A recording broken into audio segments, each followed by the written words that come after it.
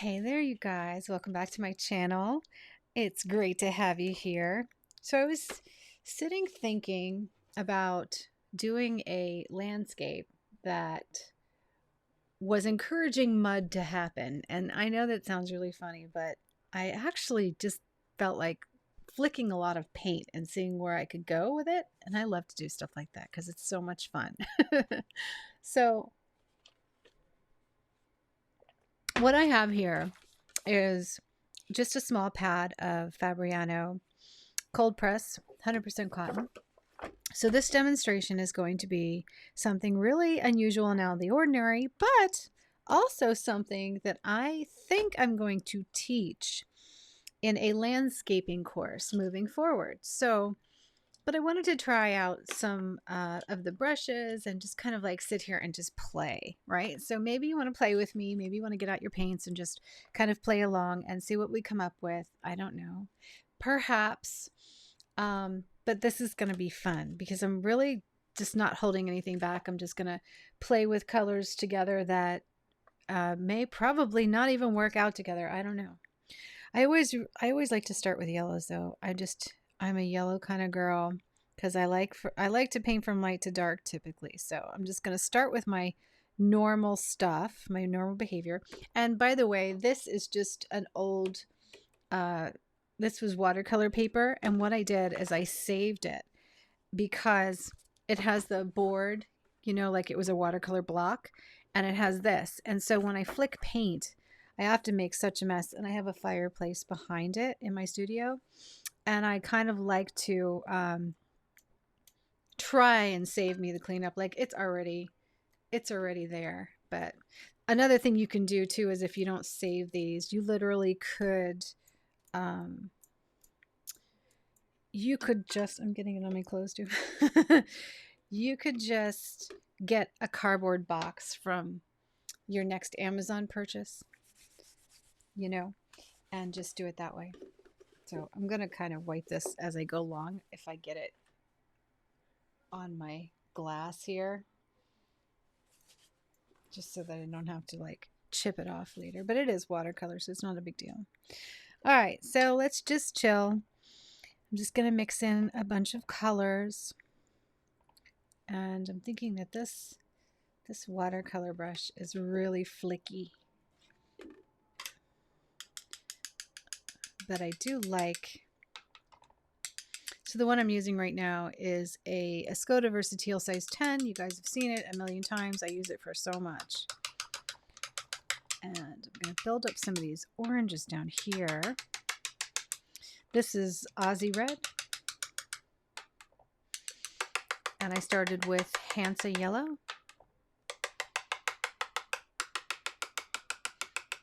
Right now, I kind of have a vision, but I don't really. I'm just kind of going to put a lot of color on in the color palette I'm thinking and go from there. I do like it to be bold, so it'll be nice to have it be bold.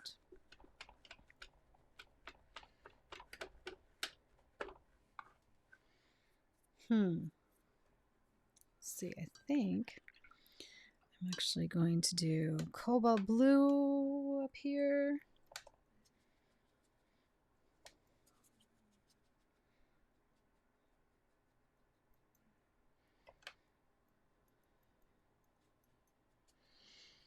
Let that just mix in.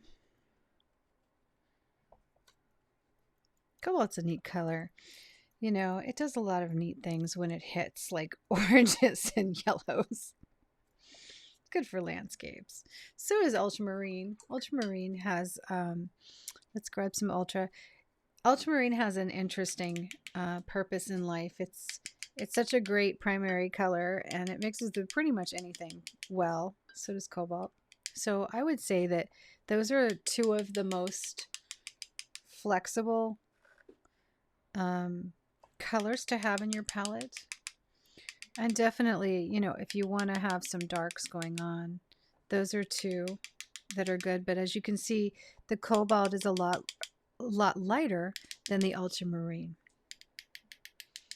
Some of these areas are going to get really dark and mucky, and that is fine.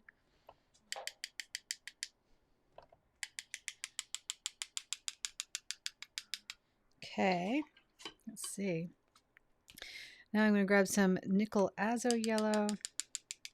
And that's kind of more ochre color at its full strength. But it's got more transparency, and I really like it. I don't really love yellow ochre. It's not one of my favorites to paint with because I just don't really like what I get from it. But I do like the qualities, the warmth of the nickel azo. I'm putting a lot of that in there because this is green. You know, ultimately we do want a lot of green, and I would like the green to be mixed on paper and come out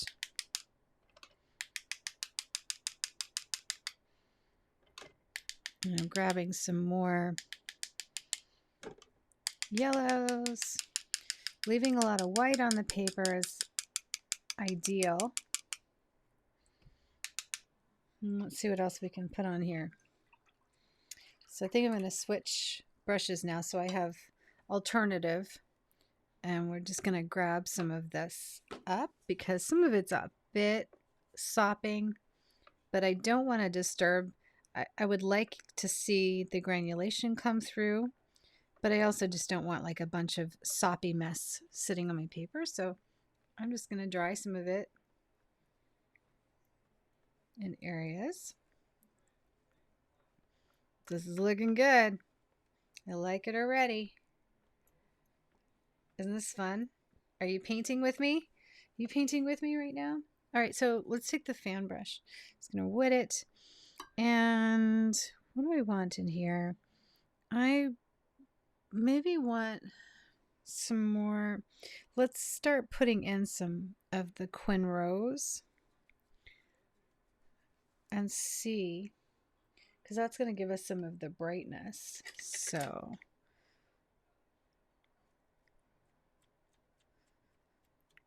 yeah, that's neat. Let's just give that in some of those areas, especially over here. I'm kind of like envisioning some fall foliage, you know? So let's see how this plays out.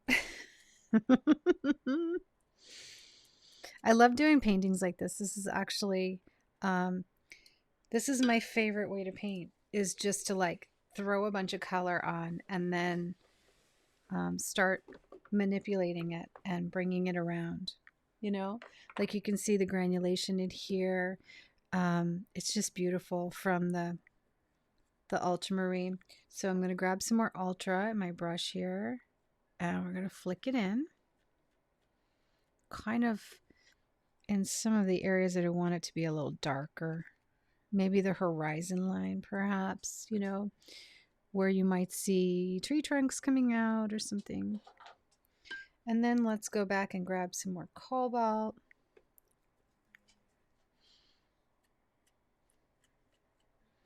It's a softer blue. Okay.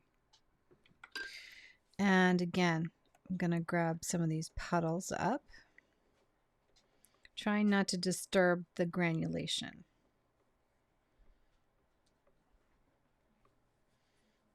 So nice. It's lovely. Now my instinct is to perhaps let this first layer dry a bit, but not really that important at the end of the day right now because we don't have enough color on here just yet. It's not where it needs to be. This area has to dry a bit more. I do want some darker colors. So at this point, I think I'm going to go back to my fan brush and I'm going to mix up some deeper colors. And this is where like I don't really care if it turns to mud, but I want more greens. So let's grab Viridian Green so that I don't have to rely on everything just to mix on paper. And I'm going to get that going up here.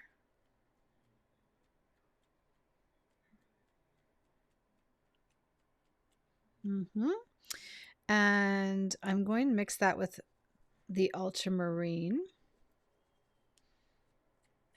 because that gives it a little deeper tone.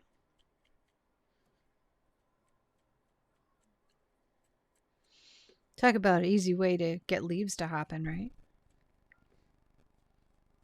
I'm just going to use some of this and disperse it in other places.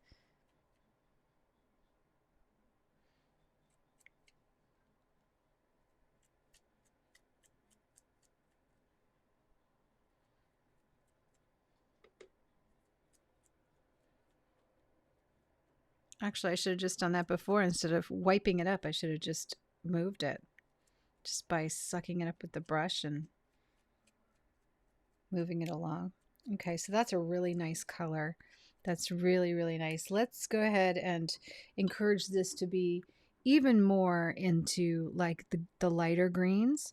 So what happens if I mix a little bit of phthalo green in there, like phthalo turquoise, and then let's add a little more of our orange. Now I know that's like a giant no-no, right? But I actually want some of the dirtier colors to go through here. Even like it can even go olivey. So I'm going to encourage some mud. Encouraging mud by adding orange. So what I'm doing is I'm using the power of complementary colors. So colors that are on the other end of the color wheel. And I'm allowing those to mix together and encouraging them. They're going to bring, you know, it's predominantly going to pull a lot of like olive greens and different shades of greens. And as I move across here, it's going to be a little more in the oranges. And I really like that. I actually want that to happen. So we're going to leave that. We're going to leave some of these puddles because now we want some of the darker areas. And let's grab the Hooker's green because Hooker's green is a great green. So I'm just kind of mixing in a bunch of greens. I like the Hooker's green because what I didn't get was like that deeper foliage green. And by just kind of using my Hooker's green here, I can turn this entire thing any way I want. And we're going to let that dry in. My poor watercolor paper. I'm just going to brush this down. Okay. Now, ultimately, if I don't let some of this dry, it's just going to keep combining. And it's at the point now where so much of it is wet that it really isn't going to do much else other than keep mixing together. So we're going to dry up a little of it. This is my dog. She's like, no, my turn. I'm going to dry up a little bit, especially around the edges here. And hopefully that will encourage it to dry a little faster.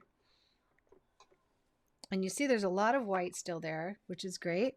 I just let it be kind of random. There is going to be a little bit of a dry shift, which is fun, you know, because then we're going to have a lot of lights and then we can add more color over it.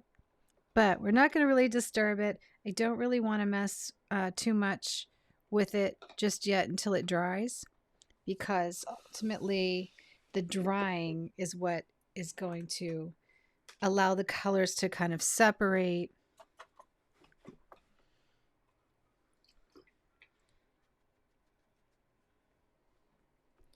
And I even like some of those little pows over there are nice. So do I have enough lights? I actually think I have enough lights because we don't want it all to be lots of light. This is going to dry shift. So let's wait until this dries. And but wait, before it dries, there's one other thing I want to do here to some of it. And that has to happen before it dries completely. So let's get a palette knife or whatever tool, and let's just see what happens if I start scraping at it. And ultimately, what I'm looking for is to lift some of these areas out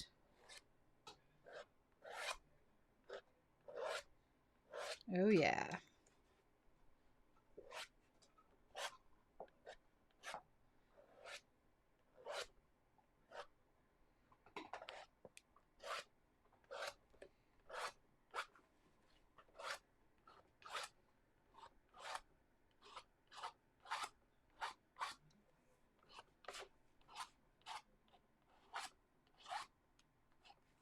Awesome.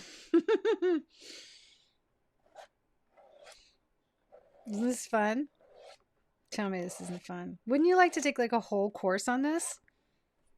I do. It's not really, I don't know if this is a begin. It's not really a beginner's. I don't know that beginners,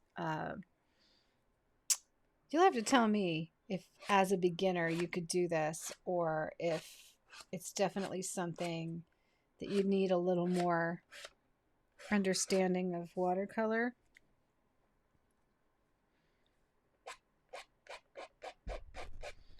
So what I'm doing is I'm doing a layer of scraping. And I have 100% cotton watercolor paper here. It's 140 pound. It should hold up to some pretty good stuff. And as it dries, it allows me to scrape away some of these layers of paint. And that's ultimately going to give me a lot of nice texture. So that's what I'm hoping for here.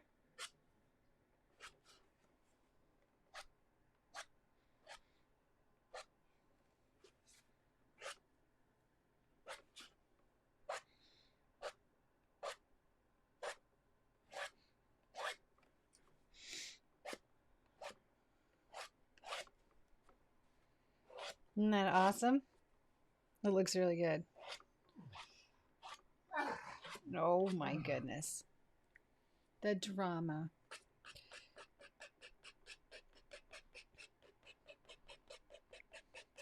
I'm a big fan of texture in watercolor. If you've ever studied some of the really grand masters of watercolor, it's not just about the watercolor. It's about what you can do with it. And it's such a versatile medium. I mean, literally, you don't really have limitations with watercolor like you do with a lot of other things. Just people think you do. They think you have limitations, but you don't. There's just a lot you can do. Okay, so far, I got a really nice thing going here. I like it.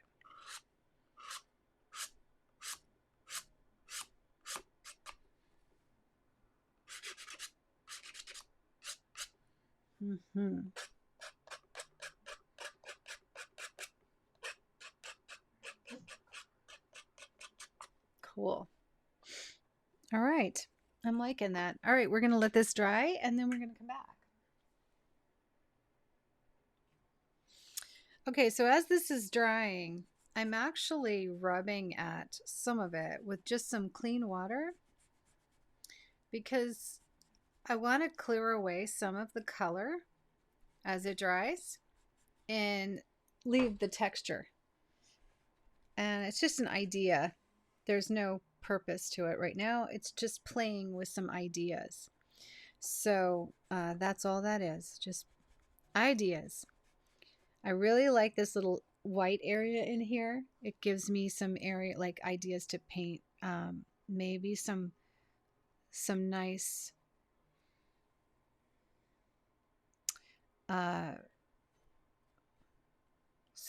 flowers on the edge, you know. Yeah, right now I'm just kind of thinking. So I'm going to take a little bit more of that cobalt and just kind of rub it in to this area and see what I end up with. Sorry if it gets a little bit low. I'm on a long brush here and I'm moving kind of away and coming back in. Yeah, it kind of gives me a little bit of a dirty pond, and I really do like the idea of having that there. And maybe those strikes kind of look like, you know, reflections. So I'm just giving it more of this blue. So that's cobalt.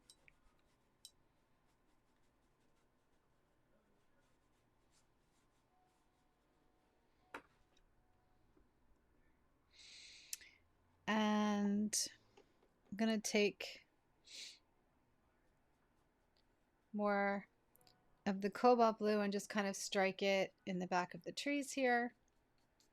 So as it dries, it may as well dry a little darker, because now that a lot of that is drying, I can actually give it a little bit brighter sky. And same thing down here. As it dries, I can just give it a little more brightness, but it doesn't need a lot of brightness, because when you look at a reflection in the water, it's not as bright blue typically, especially when you got a lot of other things going on. So isn't that neat? So that worked out really good. And then where I scraped it away, I have the start of some trees that I can kind of like build on, and then I have some texture here. So again, let's let this dry. And as each little bit dries, it's going to leave me with something else. And what I'm looking for is I'm just looking for ideas. Like I did some variations of logs that could be, you know, on the ground. I did some massive just tree trunks that could end up being large trees with little trees, and just very cubic looking, like a cubism kind of modern tree look. And this is still just a sketch. It's a tiny little like 7-inch piece of watercolor paper, but I really like where it's going, and I like the idea. Some of this is dry over here, so we can probably start working with it. I'm toying with whether I should keep using a brush on a very, very long handle here, and just maybe just adding in foliage. So let's try. Let's see what we get. We mix some Hooker's green.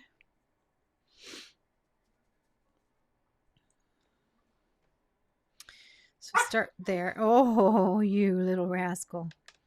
It's Misty. And let's see.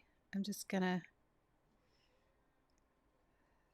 drop in some foliage. I don't want to get rid of the lights, so I have to be careful because this is a very small piece of paper.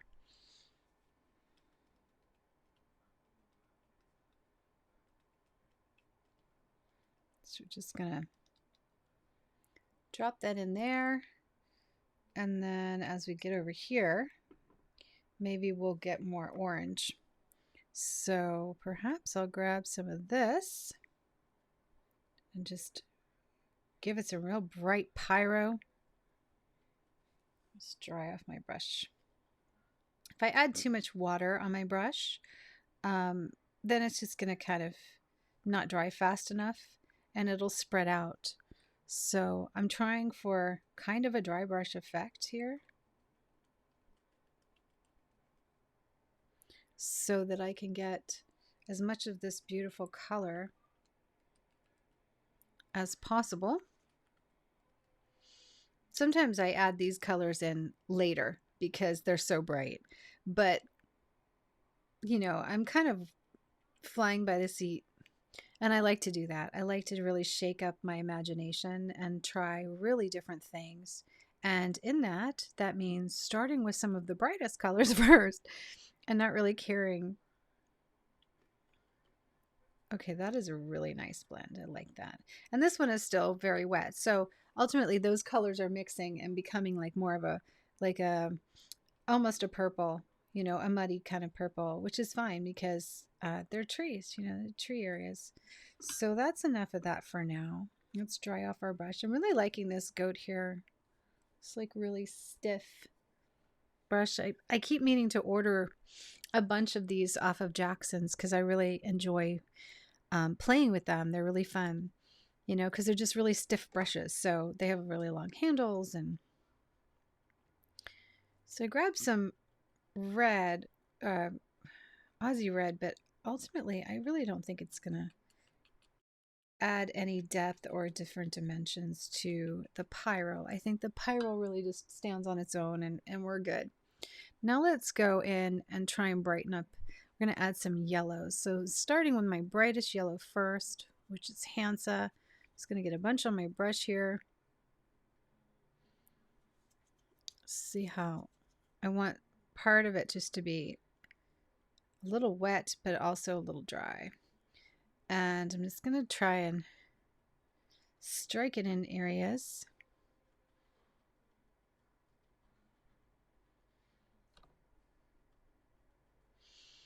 If you're ever worried about something, you should always like stop and take a picture, because if you take a picture of it, your phone is going to show you a lot more than your eyes will see.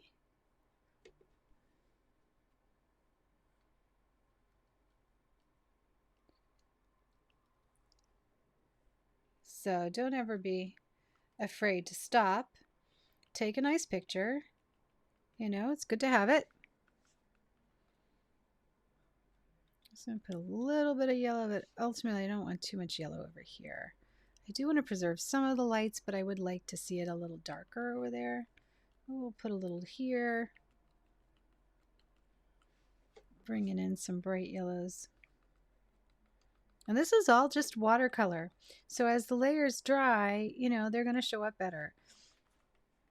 And then I'm tapping the yellow over here because it's going to still mix with some of the blue and some of the greens.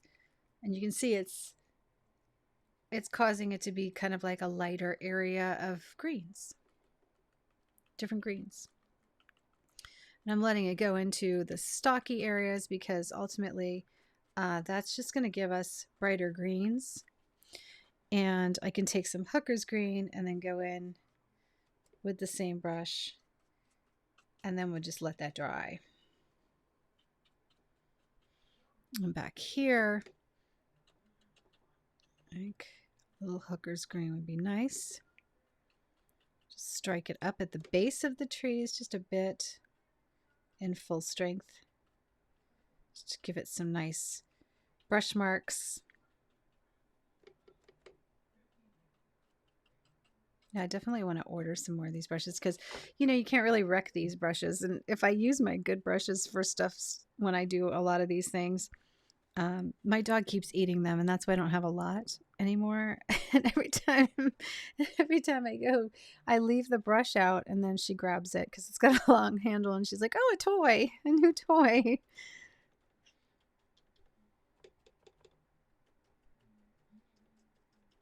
Like she actually, this is a funny story. This is one of my favorite brushes is the Neptune size 10 round. And I used it so much, I used to leave it in places. So what this is it used to look like this. And then I found out what the wood was made out of because Missy decided to just use it as a chew toy. And I ended up with, like, you can see the little bite marks. I ended up putting it into a makeup. This is a see the brush? I glued it into a makeup tube. Like I took this out and I stuck this in there, and now I have a little like travel brush because I love this brush so much. And they're expensive, you know, and I just didn't want to, I don't know, I just felt like I didn't want to throw it out. Okay, so now we're going to have to let it dry because if I don't let it dry, it's so small that they're going to start combining again. And I want to have these beautiful colors, like I want these greens to be here, but I also want to show some variations in them. And in order to do that, they're going to have to dry just a little bit more because they're just ultimately too light, you know? And when they dry, they're going to have a dry shift, which will be a little lighter than you see it now. And then on these, if I add any more layers to the screen right now, it's just going to combine and be one soppy like layer. And I would like to see some texture rather than nothing at all. And if I lose the texture too much, I can always go back with a little bit of white. I use this bleed proof white that I really like.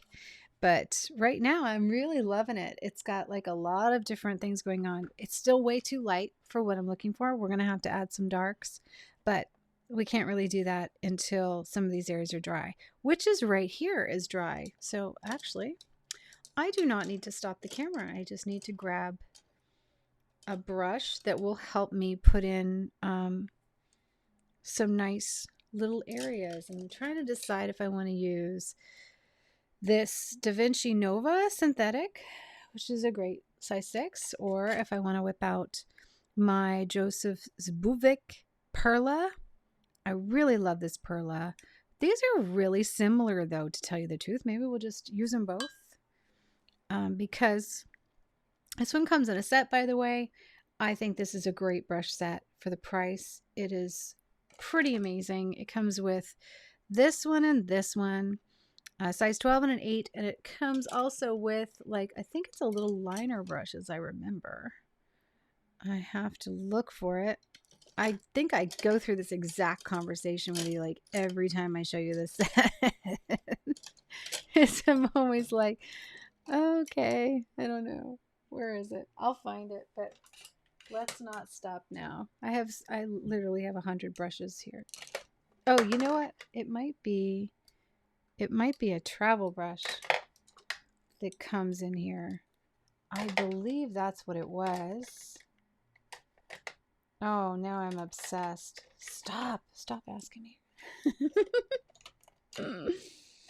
It's one of these travel brushes, I think. They say ZBUKVIC on it.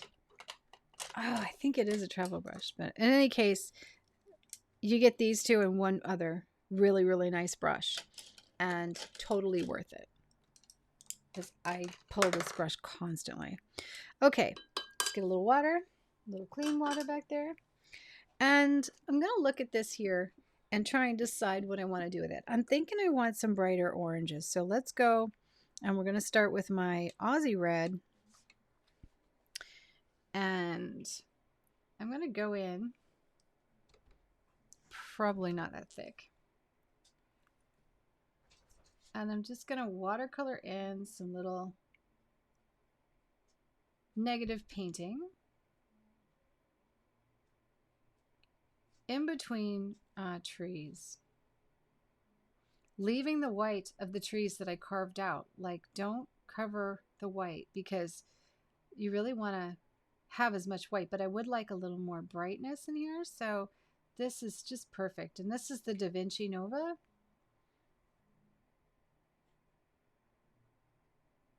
Yeah, this is definitely not for a beginner. I think it's just too, like, it could be too overwhelming, but I think it's good that I'm putting this on the YouTube channel because whoever wants to see it done, and if you're really into doing these kind of things where you do really more experimental watercolor, then I'm your girl. You're going to love this class that I'm planning on doing because it's going to be filled with really fun new techniques that you might not have seen, but that people like the master watercolor artists have been using for decades. I mean, literally decades. I just don't have rules when it comes to my art. And so I think you'll really enjoy any class you take from me, whether it be the beginner classes or other classes down the line, because I'm always innovative. I'm always reading books and looking at art and discussing art with my very good art friends that are, they've won awards. And my uncle is was a very, very famous artist, Lee Aguinaldo. He actually is responsible for starting Philippine modernism in the Philippines. So he and some of his artistic friends are credited to that. And so, being from a family of artists, I never ever felt limited. I never ever limited myself. And I was always taught to try different things and really experiment and enjoy art, So that's what I like to do. Okay, so I have a nice amount of orange in here. Now I'm going to bring in some of the warmer yellows. So I'm just mixing a little bit of my azo yellow with some of the warm, and I'm going over the bright yellow areas and just kind of giving it a little more warmth. Being careful again, like if I hit areas that are just too wet, then I back off because I do like it to combine together, but at the same time, I would like it to maintain some of its beautiful original color and tone.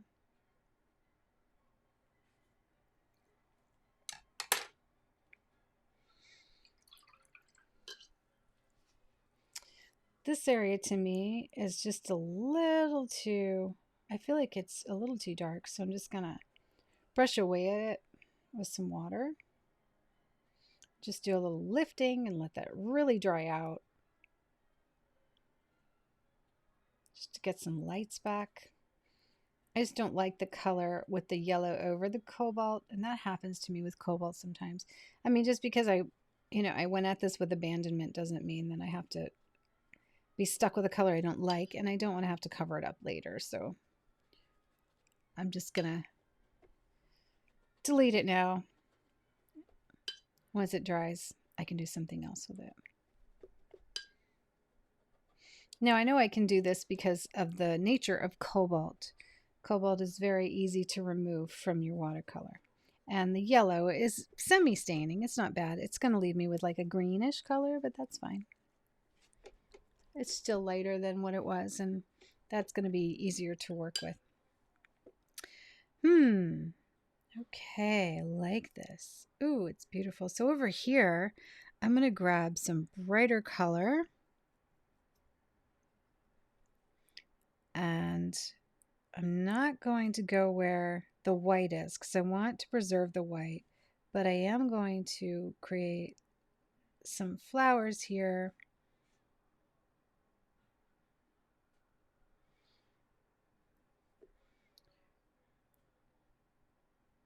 In that really nice quin pink, quimrose.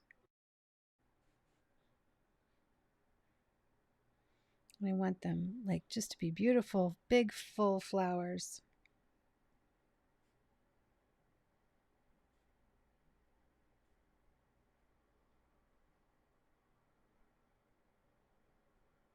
It's really pretty. So I'm just kind of going over this area and just adding flowers because I really do love the way that looks. I like how that's coming together. And I actually think when this all dries, I might go back in with a blue flower. Now in these areas where it's really dark, no point in me putting the flowers there. We're going to have to lift it if I want to add flowers to it. But in this area down here, I can definitely go over the pyro with the quin, rose, even a little opera. As it's dry, just to get them a little bit brighter. The pyro is beautiful, but I really do have to go back. It's like a poppy color, and I have to give it more once it dries. And just doing like, I think, let's do a little quick spatter. So let's just get this wet. Get some bright stuff. Yeah. Much better. So by using another one of these fan brushes, I'm spattering in the color around where I already painted. And that gives it a much more random, natural look. And it makes it a lot more bold.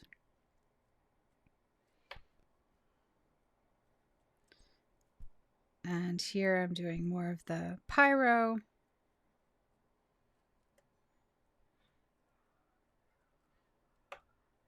And I'm going to bring the pyro over this side here.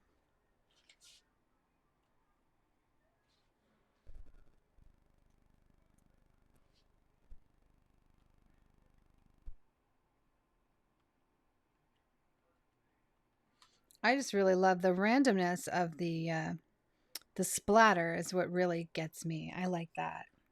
You know, that's where it looks the most natural. And even if it goes in here, it's not a big deal.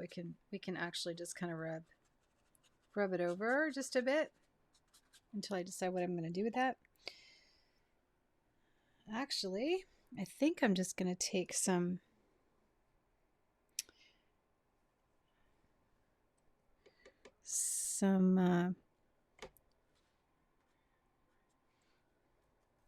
phthalo blue and just kind of splash it in here while it's still kind of damp in areas. And that will be like, along with the green, that will be some of my brighter blue. Gives it a really nice bold kind of look. Now down here, I'm trying to decide if I want the darkness, and I think I want a little darker hooker's green. So let's take it on this little fan brush and just bring up some of that color there. I'm just gonna dab it in some full strength. Actually,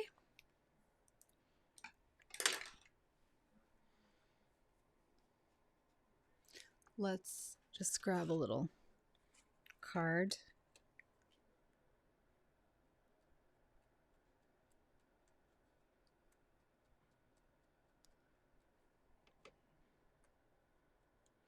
This is watercolor that paints itself.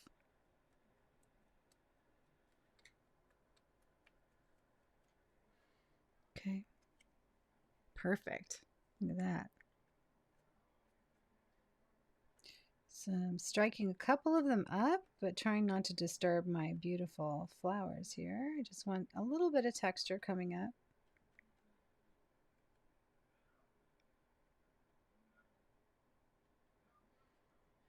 Hooker's green is great for this. It really like maintains that depth, you know, like that darkness, and I really like that.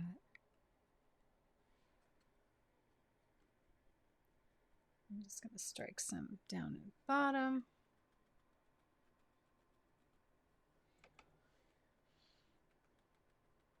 Remember, this is still just a study. This is just like experimenting with techniques and just trying different things.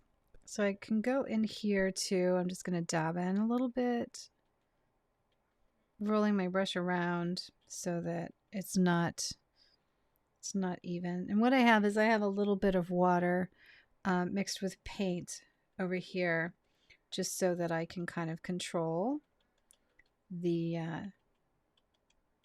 randomness. Now I'm going to take that hooker's green and I'm going to splash it in this upper area here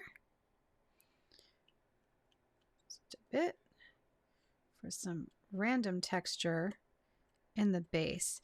And I'm letting my bottom of my brush smack against the watercolor paper every so often to just give myself the appearance of something a little more than it is.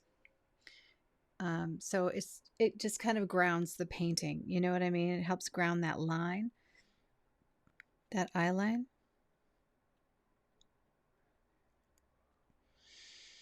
I have to say, anytime I can flick paint, I'm just drawn to it. It's like my favorite way to paint. I feel like I couldn't do a better job than being inspired by the way the watercolor moves around and lands on the paper. I just couldn't possibly feel better about it.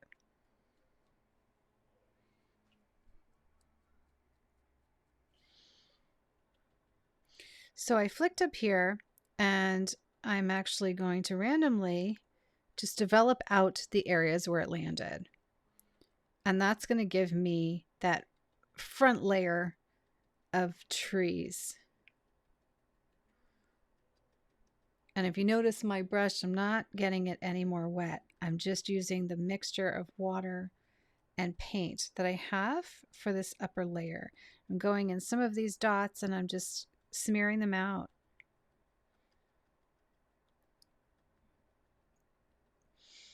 And I'm working in a way that's like, let it dry, move, you know, but I'm moving around. I'm moving purposely around this page pretty evenly. So if I were to stop at any time, pretty much I'd be happy with it.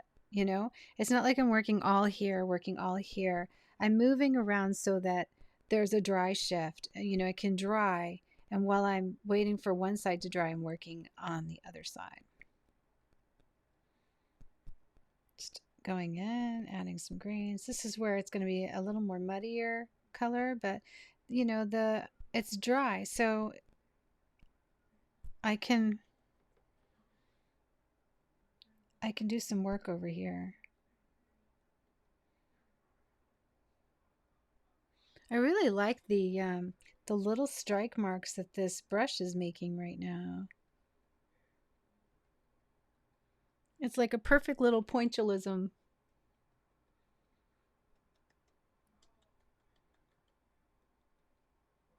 Like perfect little dots.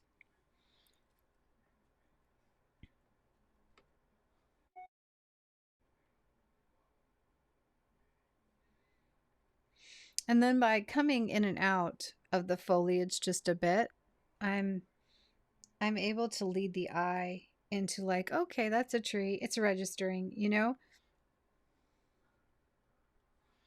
But I really don't want to, I don't want to do too much over here because I don't want it to become dark and I don't want it to look like the other side. But I do want to have some. So I just really like right now the way this little dot is coming together. I think it's really beautiful and such a great way to express the story of these trees, you know? Something really unique about it.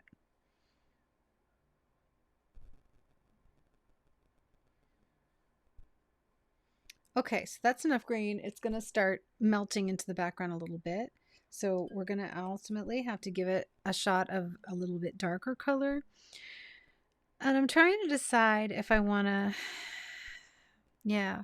So I'm going to add a little bit of indigo to my brush. And now I'm going to kind of negative paint.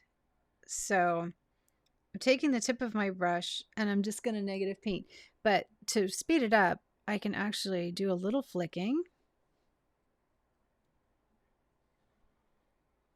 with the indigo in the same way I did before. And what that's going to do is it just kind of randomly gives me some of those negative painting areas just where I want them, which will give, it's a nice contrast to, you know, the rest of what's going on here. And then I can evolve some of it up. But we don't have to do too much because if we do too much, you know, there is dry shift. So some of it is going to fall back. But if I do too much, then ultimately I'm messing with it too much. You know, like I'm going to end up with too much dark. But let's let it dry in some areas and see how it goes. In this area, I can add a little bit, but I don't really love it where the orange is, and I don't want to mess with it too much. I really like it over here more. So let's get the brush wet, and I'm gonna mix it with a little bit of the Hooker's green so that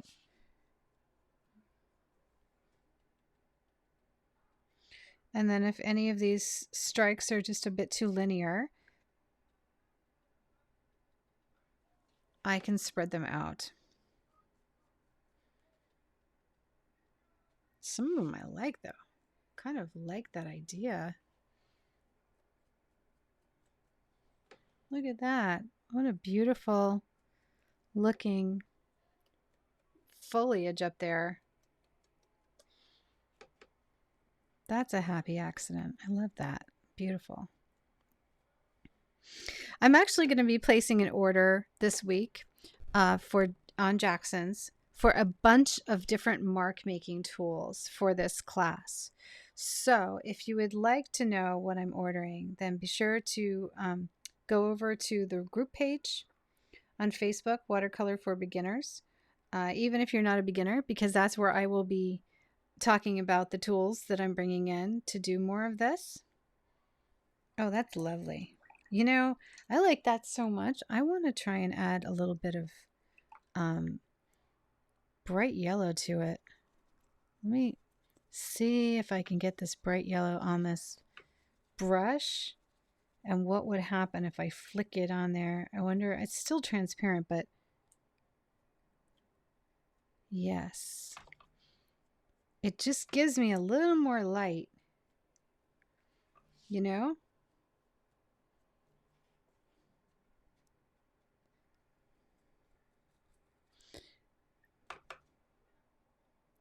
I'm going to hit some of these little bits with some light and let it just kind of mix and see what it does. Because I can always go back. Sorry, I can always go back and add more of the indigo. You know, another one would be Perylene green would be really nice in here to get some of the darks, but the indigo is looking good. I think I'm good with it now. I don't think I'm really going to evolve anymore. I'm also going to take my spatula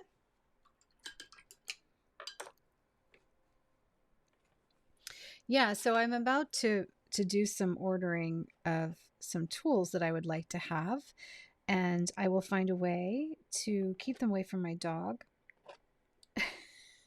this time.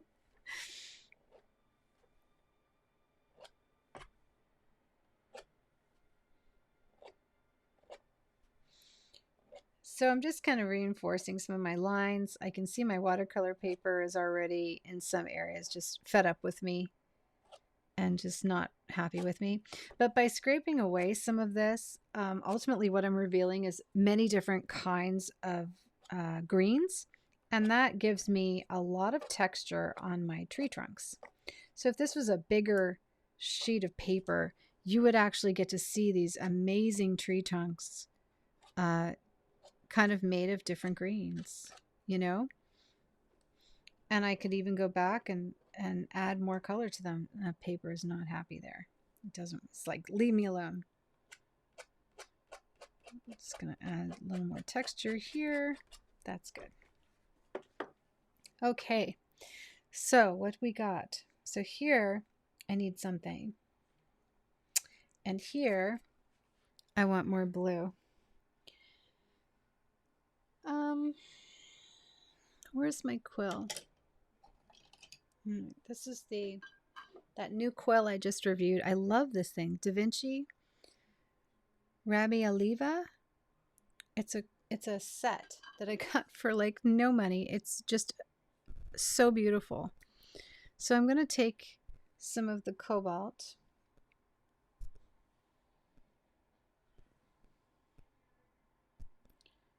and I'm just going to kind of spot it in a little bit on some water, because I really do like this whole texture thing that I have going on. I don't really want a smooth area of blue over here, and then we're going to let it dry. I just wanted a little more blue. I feel like it was just a bit light, and I'm just encouraging it to have just the texture to be there.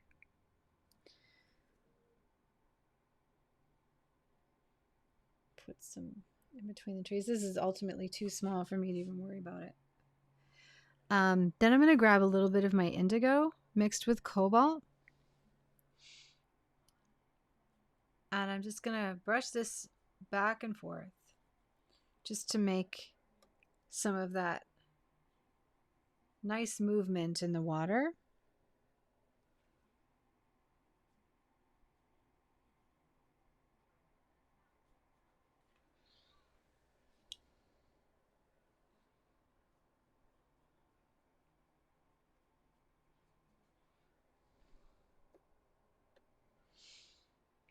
Lots and lots of different colors just moving around in the water. And then in this base here, I want just a bit more darks. So let's go to our Hooker's green mixture over here with the other stuff. And we're just going to kind of drop in, just do some little squiggly negative painting with the tip of my beautiful Da Vinci brush. I love this brush. I mean, I went back and search the website for anything like this that that I could find that I would like in different sizes. And I did order some from France from Jackson's. So let's see how they perform, because I love the fact this holds so much water and paint, and it's got such a beautiful tip. I would get these in anything that they could give me because I love them. I want like smaller ones and larger ones, you know. It's such a wonderful instrument. I'm very, very pleased with it. And it was so inexpensive. I'll link it down below so that you can get one. Okay, so let's go back in, and just while it's drying, I'm going to touch it, like literally just touch it in some areas with the blue next to the green.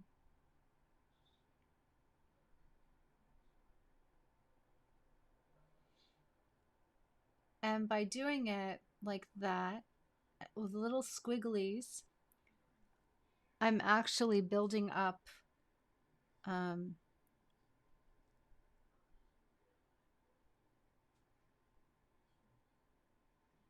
the area with a little bit of dark in blues and greens, and then below it and go a little darker in this back line here. Then we're going to go through and just add a little water.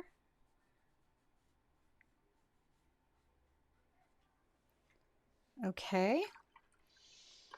And then I'm going to scrape away at it a bit just to get some harder edges in my water. So I want to scrape away any area that looks like it's bleeding up, because ultimately that makes it look like rockier water, right? It makes it look less calm. Oops.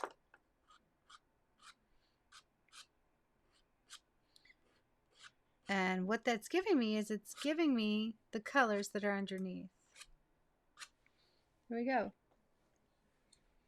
So we get texture. I'm trying to keep it straight. And then I can grab the color again and just build out a few areas that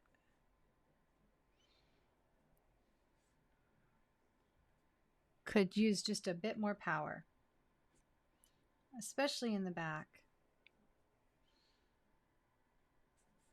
And that should give me, you know, like that nice transition.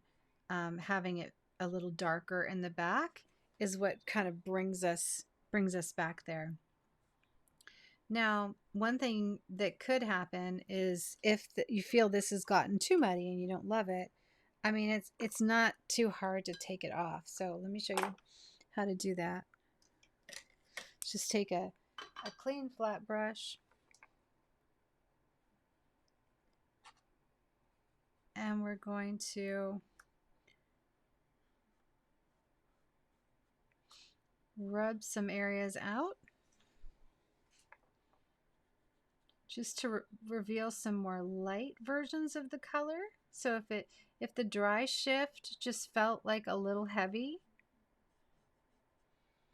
then by pushing some of that color out, see what I mean? I'm bringing more light into the darks. And ultimately, if you take too much away, just let it dry and you can go back again.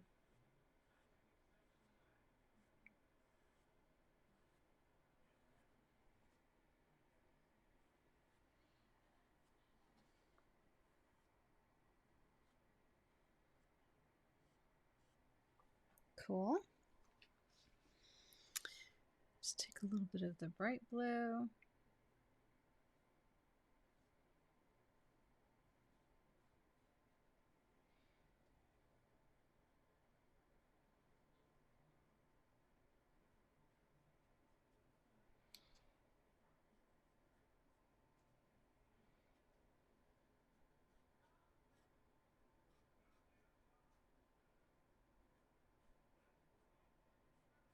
Okay, so my water's there, but now we got to bring my foliage back up.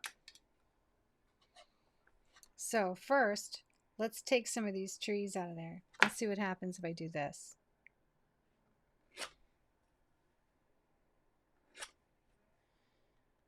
So what I'm doing is I'm scraping in some tree reflections.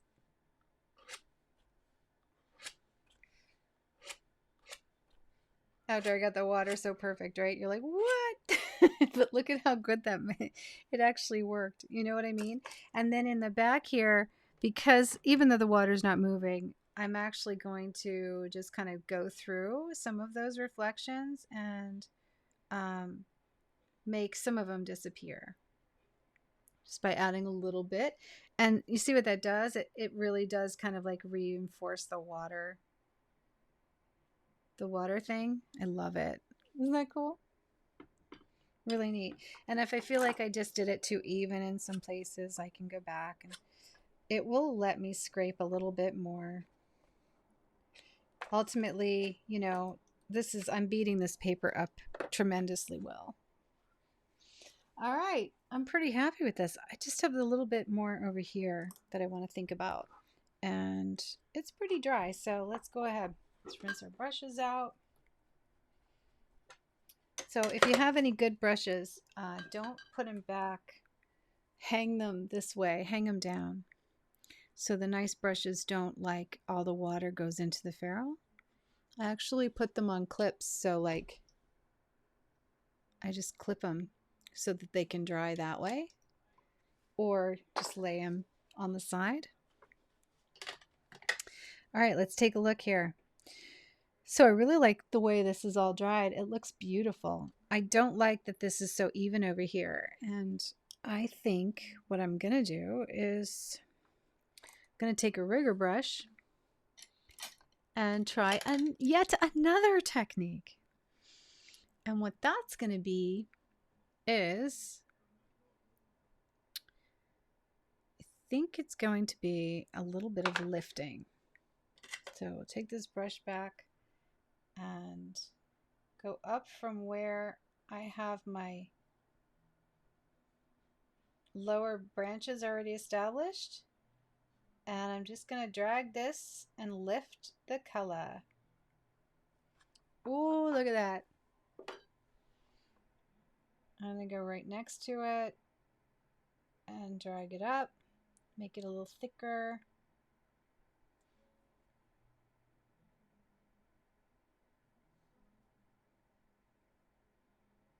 Don't you just love that? So again, this is just a synthetic flat brush. I can leave a link for this down below because it's got to be stiff enough or it won't work. I don't know, some of them just don't work right, but I have a couple that I found that I really like that really lift well. So I'll find you one and I'll give you a link to it below.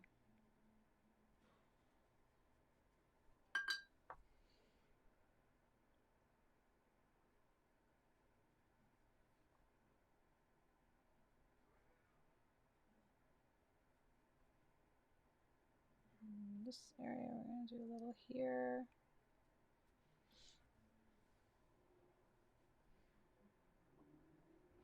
Boy, this just has a mix of all kinds of techniques, huh?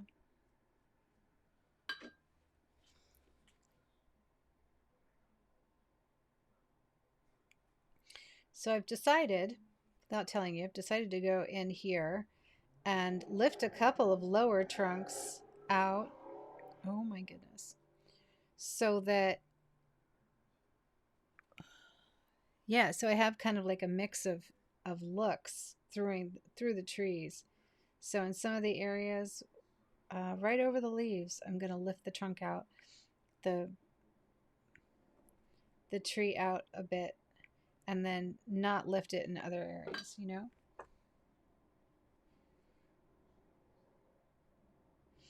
So this right here is a more advanced technique, and it also will depend on your paper and the quality of your watercolor. This is where, like, if you have really good watercolors, it shines through, because you can do a lot of these techniques with good quality watercolor, and you can't do it with everything. You've got to invest some money in your tools. What I love about this though is, look, because I have all those layers, see, like the layer of yellow, I'm just bringing it back to that layer of yellow and then leaving it because I really want to show some light in a few areas, and that allows me to do that. You know, like in this area here where it's just a little dark, I don't know, I feel like if some of the trunks showed through, like there was some sunlight on it, it would be amazing. And look at that, I can make that happen. And I'm just doing it by eye. I'm just removing it according to what I feel and looking at it and evaluating it, and then moving on to another section, you know, if I feel like I lifted enough. Now I softened that big time, so I'm just going to dry it.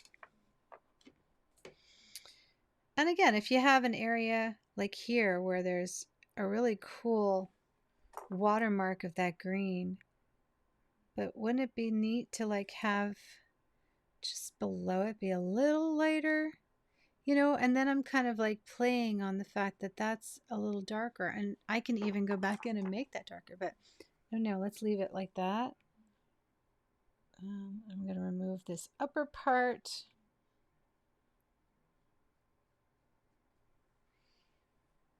This is great.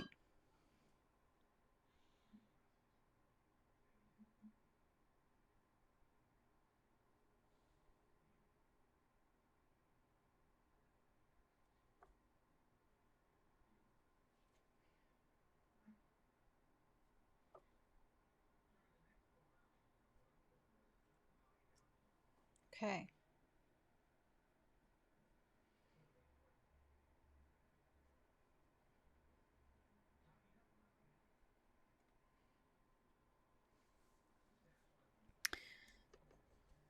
Fun stuff. In any areas that I feel could benefit from some of the leaves going across so that it's just not all the same. And this brush just totally hates to do this work. It doesn't like to do this. I actually save these brushes for just removing color because they don't love to paint. I really don't think that they're just quality paint brushes necessarily, maybe for a wash, but they remove color great.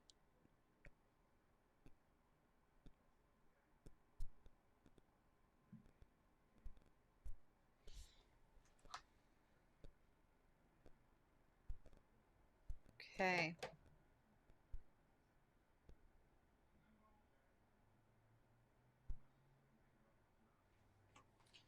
Nice. So I have a nice thick looking foliage.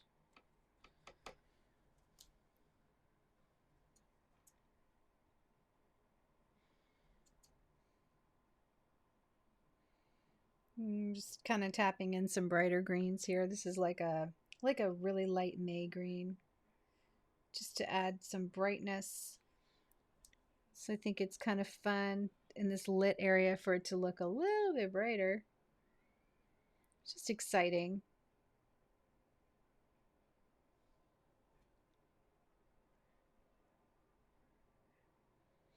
This is a painting that's really fun to look at, actually, because it's just got a mix of so many beautiful colors, and I've managed to let layers dry and, you know, and just do a lot of interesting things here among the trees. You can see all kinds of nice light going through and different colors going through.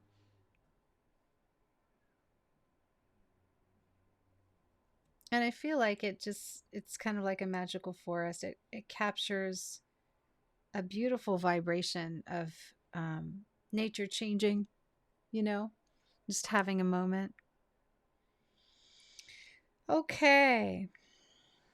You know, I like that. I think I'm pretty much done.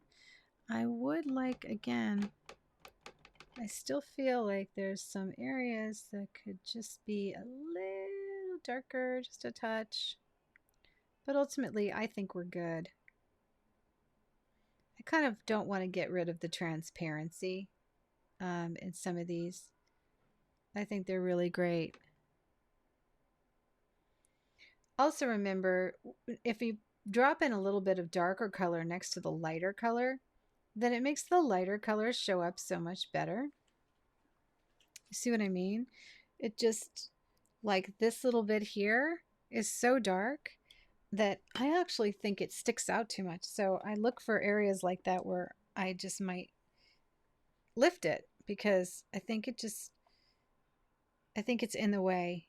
I think it's drawing my eye too much to that spot. So I'm going to lift it back. Any other area like the one like there, that one right there, that one little spot, and just kind of draw it back a bit.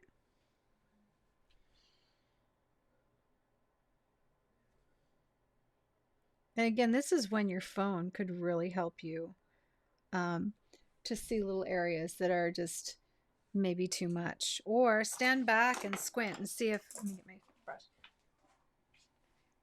Like, get it up, stand back and squint at it and just see if there's anything that is just popping out too much, you know?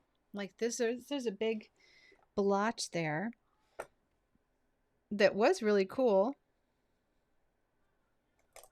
But ultimately, I think it could be nicer.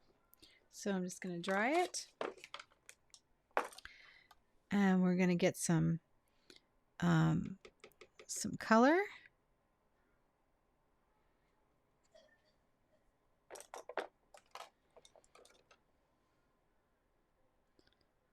And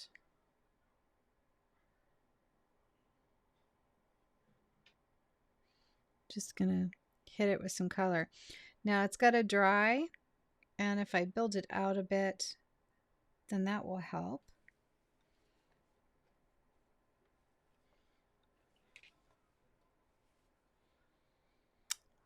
But it almost looks like there's a almost looks like there's a bunch of light trying to come through. So don't know that I want that much light there. Although what we could do since it's wet is just lift it, and then we can decide if we want to make it part of the foreground or the background.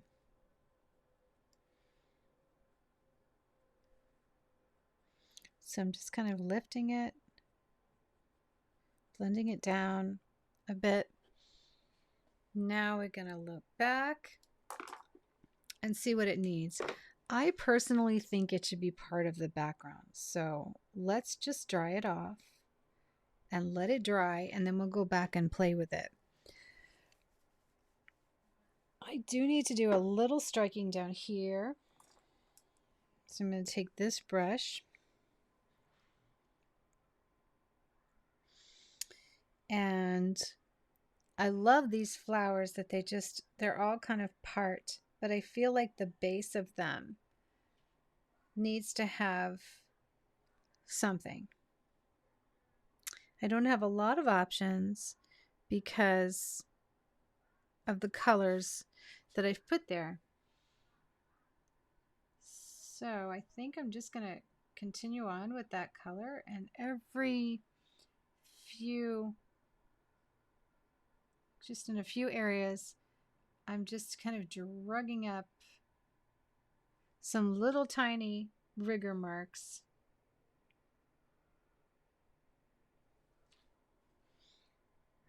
And some different greens.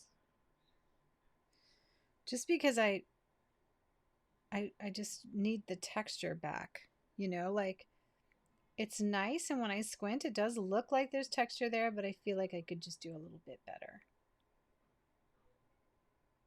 Okay, and I'm not going to go crazy with it because if I keep going everywhere with that, it just really won't play well. Here, I'm going to negative paint in some little strike marks just to define the scratch marks a little better.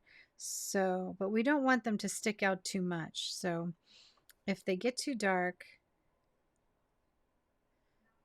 then I'm just going to smear them out. But this is just a little bit more texture, letting it just kind of disappear in to the bottom, to the base, right? But see how that texture is just kind of like, I'm building up the texture.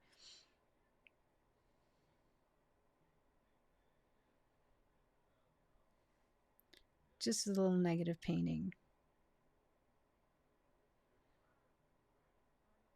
And this is the one of my rigger brushes. This is the Prado 2. This one actually comes in a set with 2 flat brushes that I like very much.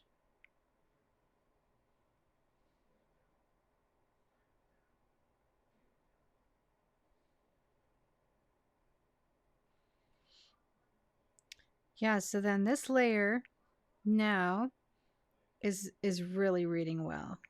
It's nice. It gave me some really good texture, some direction, and just fed into those beautiful little flower areas so well.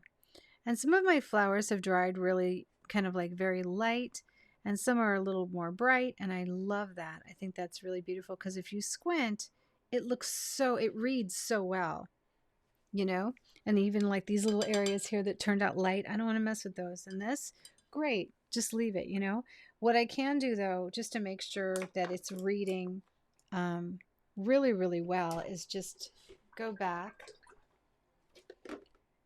and one more time hit it with the bright poppy color. As long as it's dry, I'll end up with some pieces that are on top of other pieces, you know, and we want that.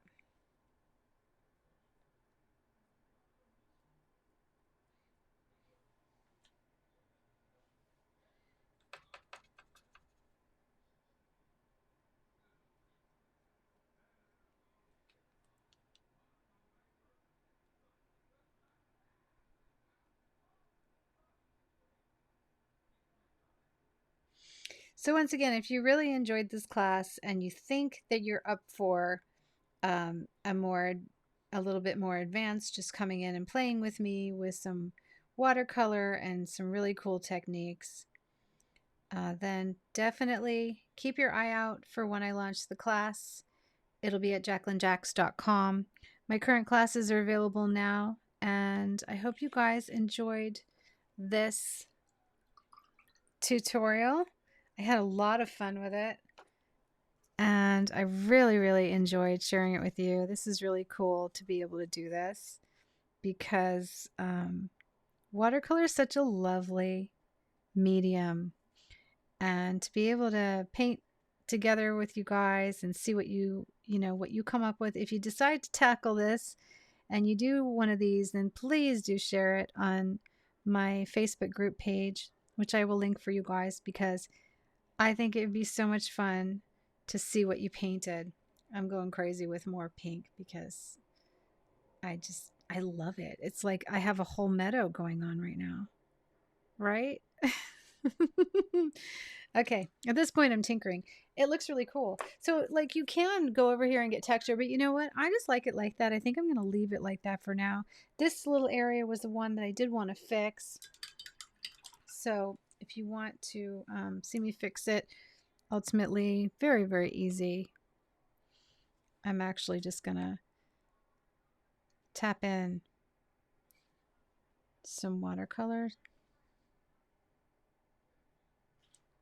over it, just like that.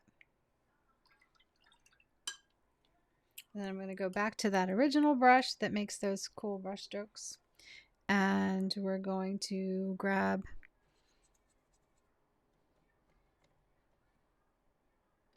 the green. spray some of that in. Just across.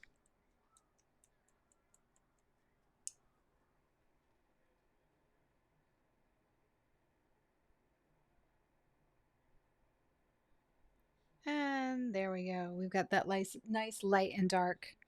And when that dries, it is going to look fabulous. Actually, if I were going to be selling this one, I would probably remove more of the color and do more areas like that, because I think that that's really cool. But that's something we can do for the next one. This was really good.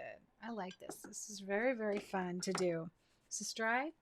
Yes. Okay, let's just take a marker, because I don't think anything else will show up, and I'm going to sign it.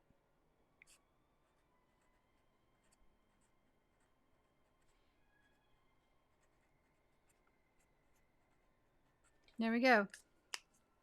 Cool. All right, guys. How's it look? Very neat. When that dries, it's actually going to be lighter. So pretty. I really love how this turned out. Thanks for being here.